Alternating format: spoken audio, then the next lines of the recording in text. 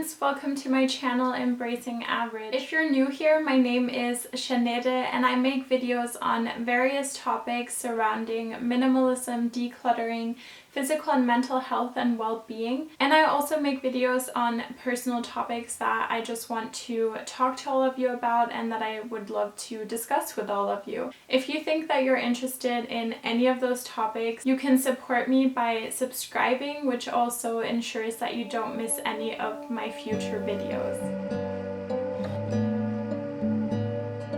Lately, I have been thinking a lot about minimalism and the role that it plays in my life and how I use it in my life. And today I wanted to share a couple of the ideas that I came up with surrounding some of the shortcomings or some of the problems that I see in regards to minimalism.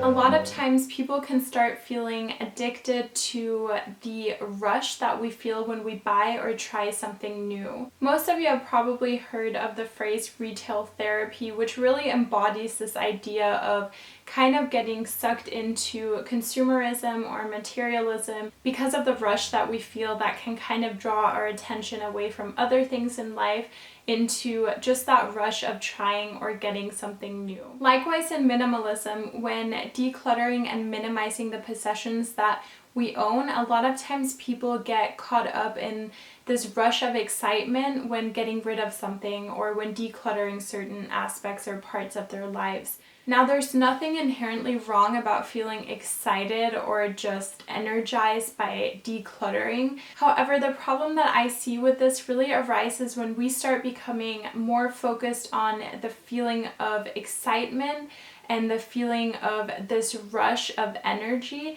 that we feel when we declutter, instead of being focused on what decluttering and what minimalism really is helping us achieve, which really should be our ideal lifestyle and the lifestyle that we wish to live.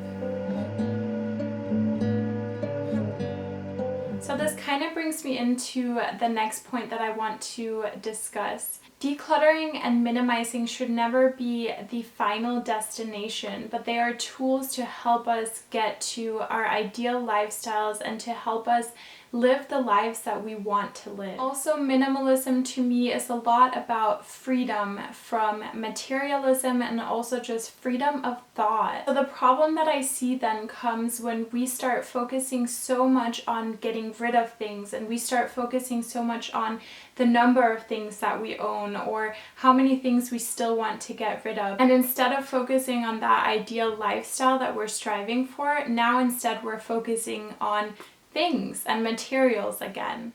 In my opinion, if you start focusing too much on things that you want to declutter, the things that you want to minimize, then you really are falling victim to materialism just in a different way than you would if you're going into the consumerist side of things. So whether we would classify ourselves as shopaholics or aspiring minimalists, if our energy starts being too focused on things, whether they are things that we are buying or things that we are consuming, or things that we are wanting to declutter and get rid of, then we really are becoming victim of materialism no matter what side of the spectrum we find ourselves on. For me, it's just extremely important, of course, that I move forward on my journey to declutter and minimize, but also that I remember the entire reason behind why I'm doing this, and that I remember that minimalism as well as decluttering are only tools to help get me to where I want to be in life.